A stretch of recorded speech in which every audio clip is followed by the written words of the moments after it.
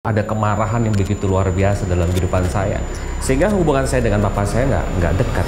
Karena gini, saya kan butuh pengakuan, saya pengen diakui. Dasar kamu anak nakal, kurang aja, nggak bisa dibilangin. Mau jadi apa kamu? Orang tua saya ya orangnya emosian. Itu dendam pasti ada. Kalau boleh cerita sedikit latar belakang bapak saya pada waktu itu, dia itu bergerak di bisnis dunia malam. Jadi dia kelola satu nightclub di kota Semarang. Bukan cuma nightclub aja, ada diskotik dan panti pijat. Nah, kita tahu itu dunia malam yang penuh dengan kekelaman. Dan satu kali saya pernah diajak papa saya ke tempat kerjanya, dan saya diperkenalkan. Dengan bangganya papa saya memperkenalkan selingkuhannya. Menghadapi kenyataan seperti itu, ada kemarahan yang begitu luar biasa dalam kehidupan saya. Satu sisi saya kasihan sama mama saya, sama ibu saya, tapi satu sisi saya juga nggak bisa apa-apa, sehingga hubungan saya dengan papa saya nggak dekat gitu loh. Singkat cerita, saya kehilangan figur papa. Salah satu momen dalam kehidupan saya salah ambil keputusan, karena gini, saya kan butuh pengakuan, saya pengen diakui keberadaan saya. Jadi akhirnya saya izinkan semua orang masuk dalam kehidupan saya, termasuk salah satu yang memperkenalkan saya dengan dunia narkoba pada waktu itu. Akhirnya kelas 3 SMP saya memutuskan nekat untuk keluar dari rumah saya. Ya, jadi waktu itu kita sewa pavilion, karena saya udah bisa dapat duit sendiri kan dari narkoba itu. Kita sewa pavilion, dari pavilion itu kita jadikan kayak base campnya teman-teman saya. Jadi seneng. Dan untuk memperebutkan satu wilayah atau satu daerah, ada hal-hal konyol yang harus dilakukan. Ya, challenge-nya hal yang bodoh sih. Sebanyak mungkin bisa mengkonsumsi pil pada waktu itu, obat-obatan pada waktu itu. Dan tantangannya adalah ketika musuh saya yang menantang saya itu ambil 5, saya juga harus ambil 5. Lalu ketika dia ambil 6, saya harus ambil 7. Dan dia harus ikut saya ambil 7, dan seterusnya sampai nggak terhitung. Sampai akhirnya saya harus mengalami tidak sadarkan diri karena overdosis itu. Menurut pengakuan teman-teman saya yang membawa saya ke rumah sakit, saya ini tidak sadarkan diri 30 jam. Saya baru sadar bahwa ternyata narkoba itu merusak saraf begitu luar biasa. Ada beberapa komponen dalam tubuh saya yang pada waktu itu terpengaruh, termasuk salah satunya mata saya. Saya nggak bisa fokus pada waktu itu gara-gara pengaruh narkoba, dan saya kesulitan untuk bisa berbicara. Jadi saya mengalami speech delay. Apa yang ada di pikiran saya dan apa yang ada di mulut saya itu nggak bisa sinkron. Sejak saya mengalami hal seperti itu, jadi berpikir saya kan. Saya ngambil keputusan, aduh udah nggak deh. Saya kira sepertinya harus ninggalin dunia narkoba ini, saya harus ninggalin dunia malam ini. Saya kembali ke rumah saya. Akhirnya, ini yang luar biasa ya Tuhan kita ya. Dari berkali-kali saya bermain-main dengan Tuhan. Berkali-kali saya mengecewakan Tuhan. Tapi berkali-kali itu pula Tuhan tetap buka tangannya buat saya. Ada satu momen di mana akhirnya saya kembali sungguh-sungguh kepada Tuhan. Tuhan pakai satu momen, satu peristiwa yang luar biasa. Pada waktu itu, sahabat saya yang memperkenalkan saya dengan dunia yang saya jalani ini. Saya anggap orang ini hebat, orang ini luar biasa. Dia curhat sama saya. Dia berkata, dia mau tinggalkan semua dunia malam ini. Dia mau tinggalkan dunia narkoba. Dia mau tobat. Gue bakal nikah, Win. Gue ngerasa gue nggak bakal bisa ngidupin anak istri gue kalau gue masih di sini. Saya saat itu bully dia karena saya nggak percaya. Teman-teman juga bully dia karena kita nggak pernah percaya. Orang ini jahat. Orang ini nggak mungkin bertobat. Akhirnya satu kali dia main di tempat kita.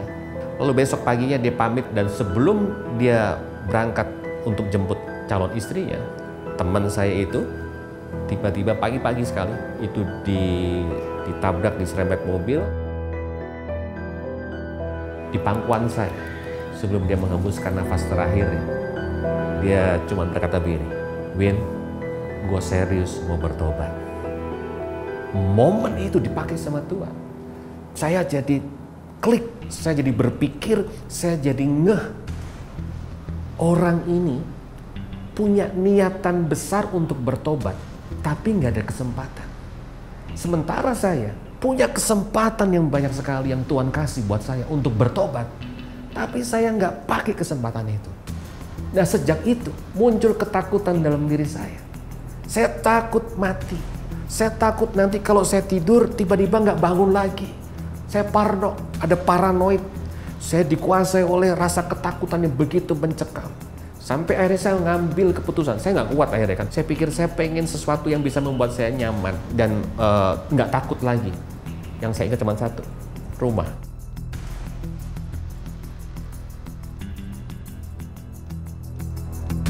Saya kembali ke rumah saya. Saya kembali ke rumah saya dan saya dapati rumah saya kosong. Di kamar saya lagi berusaha untuk menenangkan diri saya, berusaha untuk pengen tidur karena tubuh capek, tapi pikiran nggak bisa berhenti karena ketakutan gitu.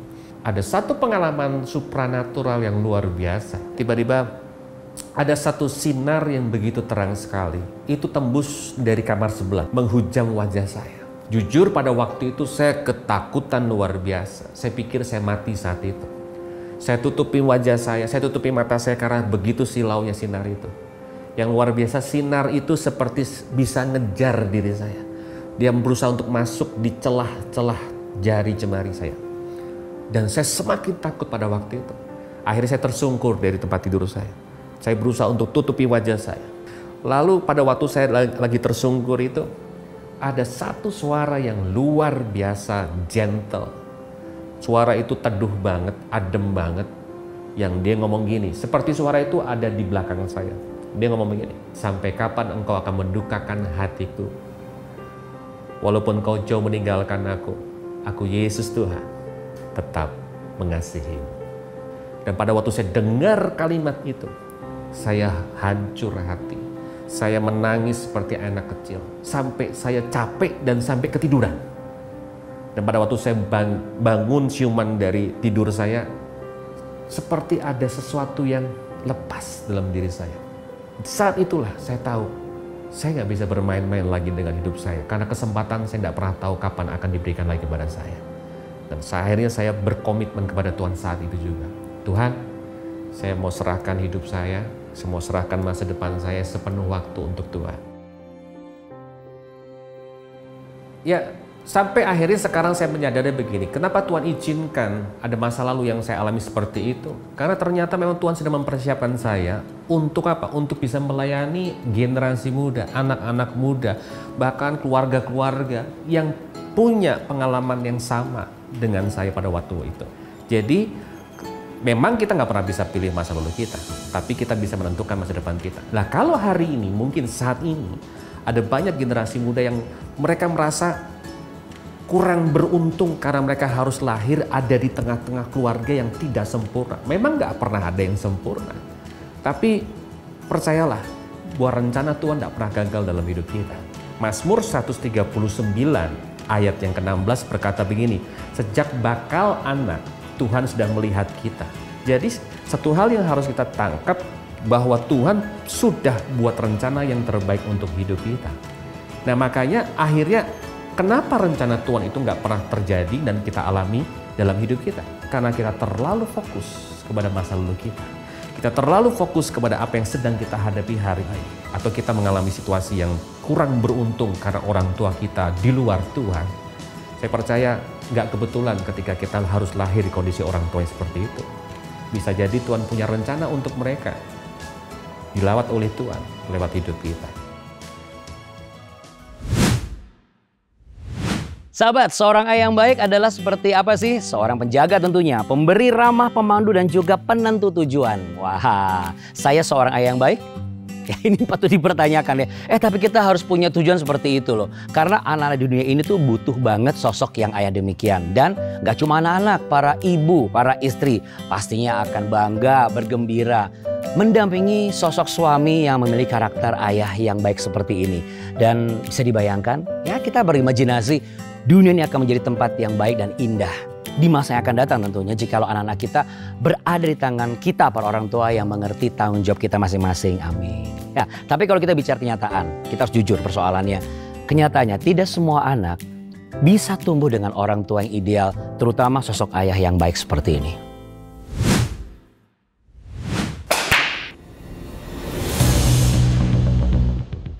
Waktu itu dendam pasti ada, saya dendam. Saya berpikir waktu itu dulu, saya pengen dia tidak ada di hidup saya.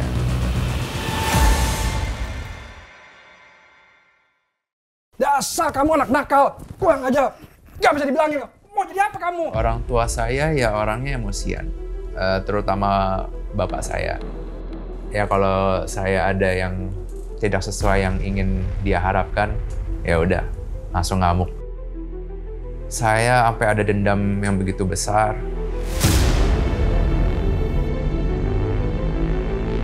Saya sempat mikir untuk mau mencelakakan dia.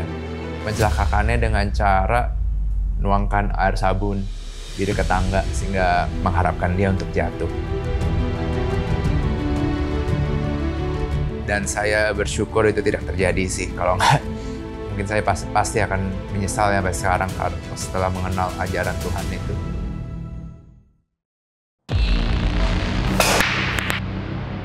Setelah saya bertumbuh dewasa, jadi udah jarang berkomunikasi, yang ada sudah akan menyimpan dendam dan udah tidak mau berbicara, apalagi bertatap muka. Dendam nggak ada, yang ada kepahitan. Kepahitan yang tidak bisa memaafkan, tidak mau berbicara, tidak mau bertemu. Saya pun pengen secepat-cepatnya agar saya bisa keluar dari rumah. Saya mencari cara bagaimana untuk mencari uang dengan cepat. Lalu saya waktu itu jadi bandar bola. Pas saya jadi bandar bola, yang terus sampai saya pun bisa beli mobil, tidak mengharapkan apa yang dari orang tua. Pengen kasih lihat bahwa saya bisa tanpa dia, saya bisa tanpa mereka.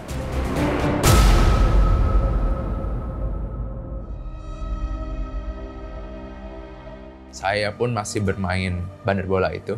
Sampai harusnya bandar tidak boleh main, tapi saya ikutan main. Dan akhirnya saya jadi dililit hutang. Dan akhirnya aset-aset saya pun hampir semuanya hilang.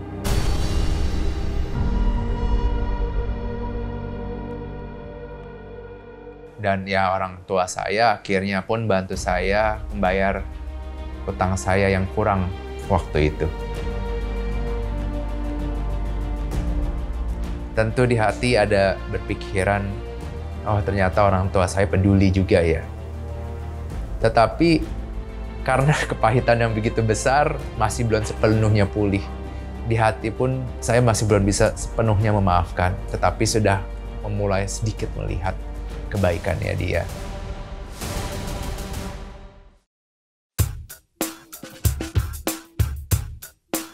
Di tahun 2019 akhir, saya bertemu dengan Etla.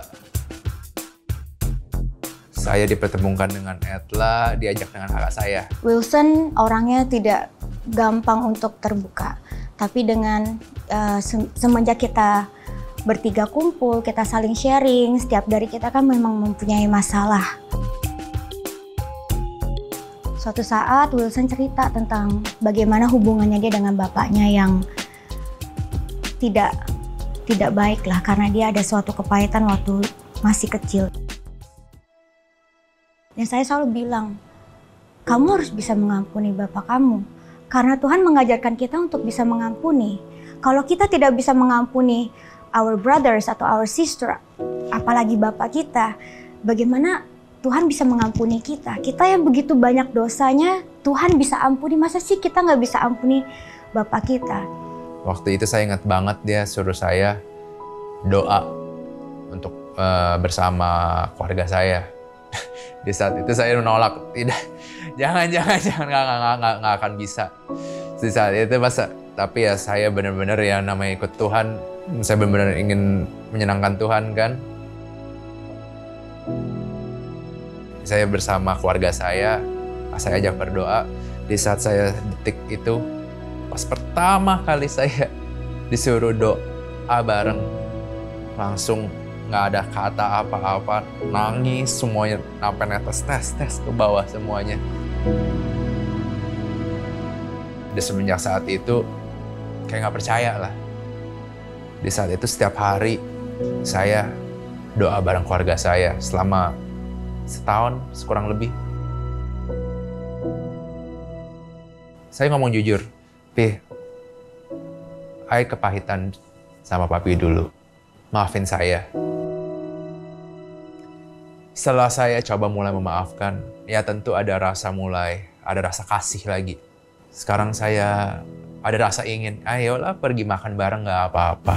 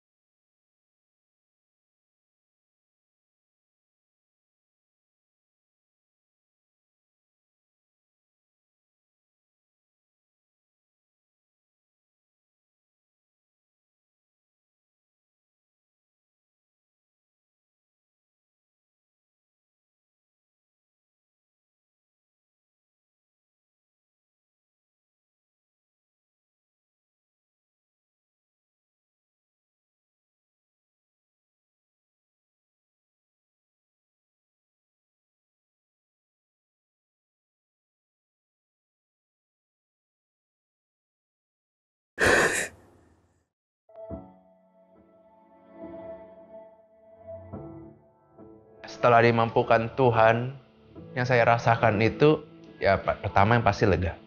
Yang kedua itu, saya merasakan bahwa Tuhan itu nyata. Kuasa doa itu luar biasa. Yang saya pikir dulu doa, ya apa sih? Doa kok kayak begini-begini aja, nggak ada jawaban, nggak ada yang terjadi. Mau berterima kasih kepada Tuhan dulu. Atas semua proses ini, saya bisa memaafkan orang tua. Orang tua pun bisa berubah menjadi lebih baik.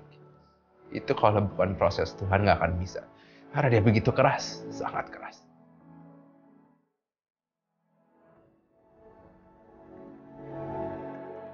Wilson yang saya kenal dulu tuh orang yang sangat sombong. Waktu pertama kali saya kenal dia ya. Tapi sekarang Wilson yang bisa lepas, terbuka. Lebih joyful, lebih apa adanya, lebih humble. Nah, kita di situ juga belajar, kita bertiga belajar untuk humble, kita belajar untuk lebih bisa mengasihi. Saya lihat perubahannya Wilson yang akhirnya suatu saat saya bilang ke dia, ayo bisa nggak peluk-peluk bapak lo? Aduh susah banget. Susah banget, gue nggak bisa. Bisa, kalau misalnya Tuhan bisa peluk-peluk, masa sih lo nggak bisa peluk bapak lo? Ada suatu rekonsiliasi ya, dan itu sebenarnya yang Bapak kita ingin ajarkan kita untuk bisa memaafkan walaupun orang itu memberikan bekas luka yang dalam. Sekarang saya tahu, untuk orang tua saya, apa yang mereka lakukan itu sebenarnya ya pengen kita menjadi orang yang benar, orang yang kuat, orang yang tidak menjadi orang berandal. Caranya yang salah, karena ya kita semua dulu juga masih belum mengetahui firman Tuhan. Saya bisa bilang bangga sama orang tua saya, terutama bapak saya yang begitu kerasnya. Dia sudah lebih lembut sekarang. Dan ketika saya mengampuni orang tua saya, ya ada malah saya diberkati berlimpah. Sehingga saya melihat, wow, Tuhan kau sungguh luar biasa, kau sungguh nyata ya.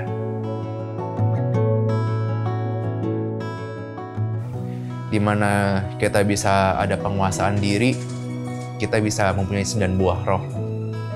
Bisa kita mengasihi, kita bisa joyful, kita bisa mengampuni, apapun bisa saat kita pada penguasaan diri.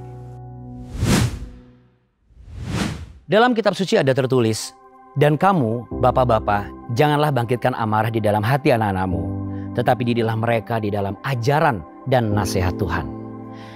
Jelas sekali, ini adalah petunjuk agar kita para pria, para ayah atau calon ayah, kita bisa menjadi ayah yang baik, yang bertanggung jawab untuk memberikan contoh kepada anak-anak kita.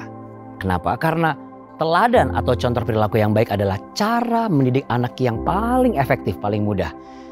Bagaimana anak itu akan bisa melihat sosok ayahnya yang baik sebagai ayahnya dan juga sebagai suami dari ibunya.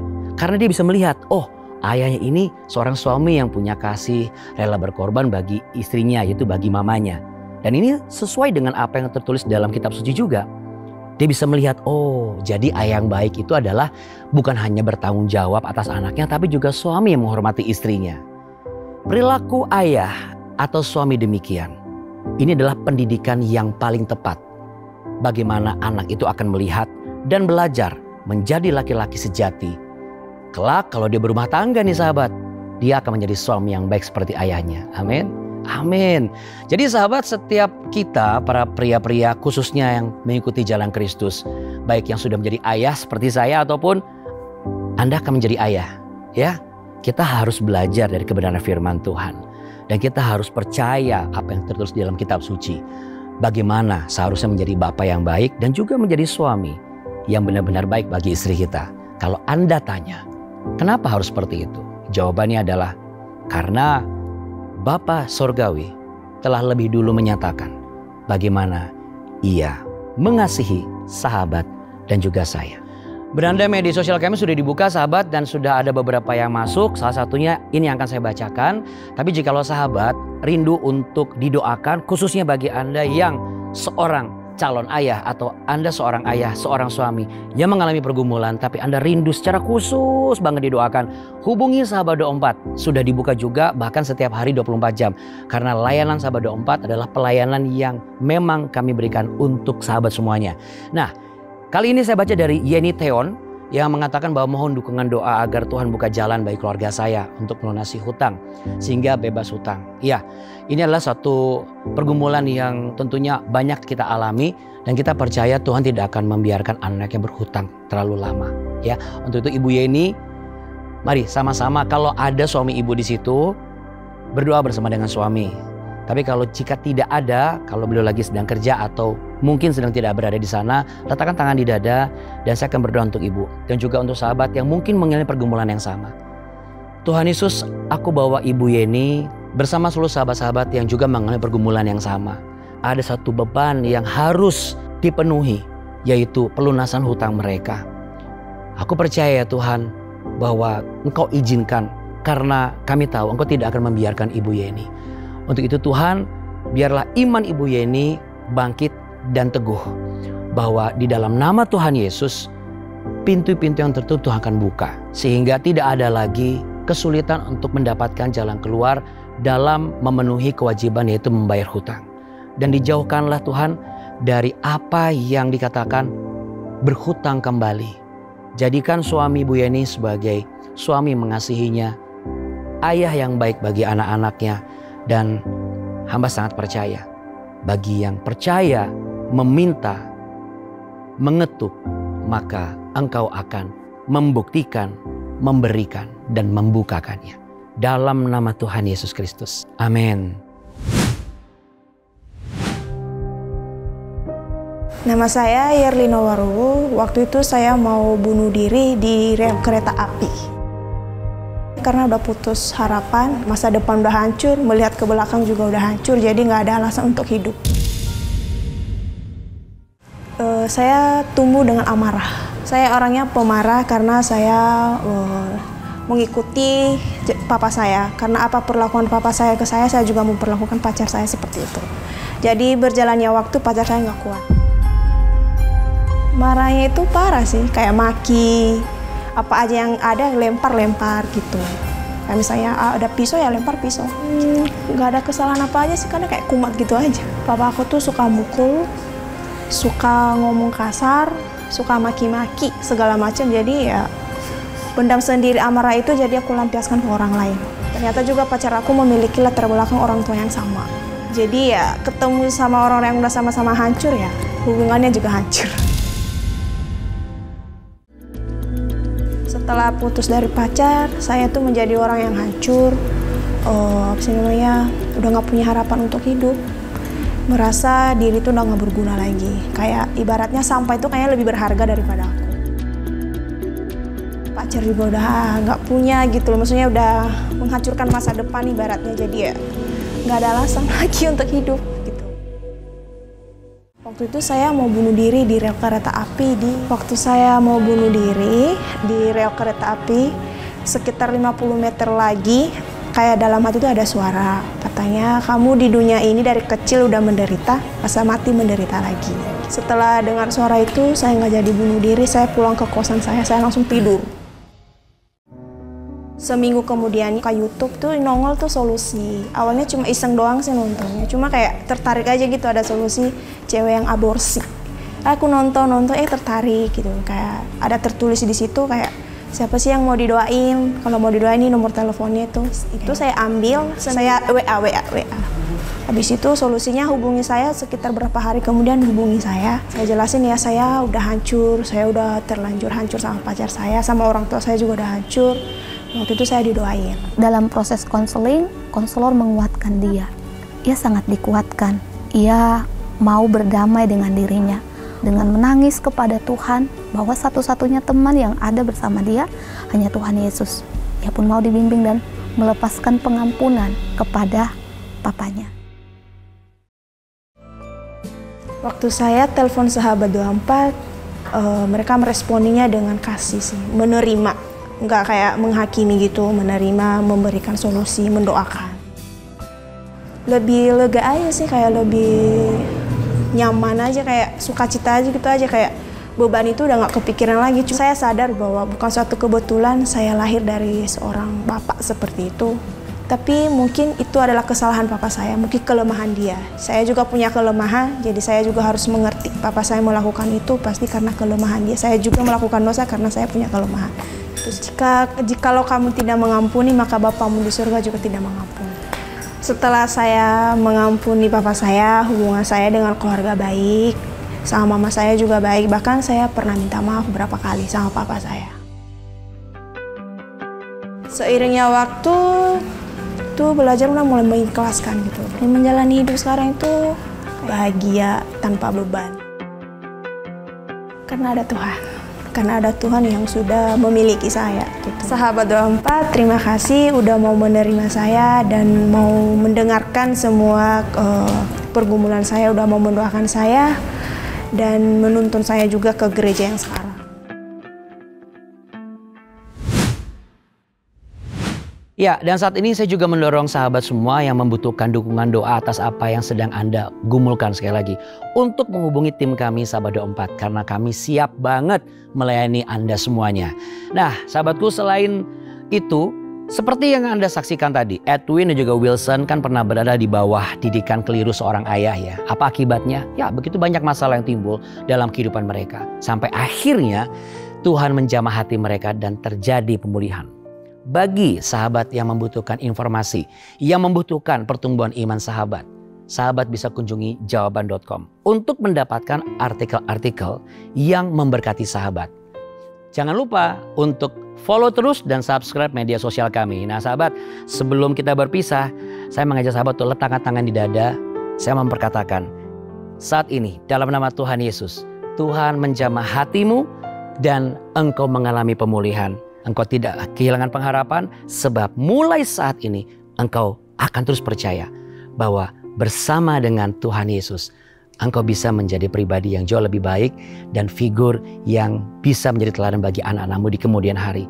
Yang percaya sama-sama katakan amin. Amin. Karena kita punya Bapa yang baik, jadi kita nggak perlu khawatir lagi. Mulai sekarang, besok dan seterusnya di dalam Tuhan pasti selalu ada solusi.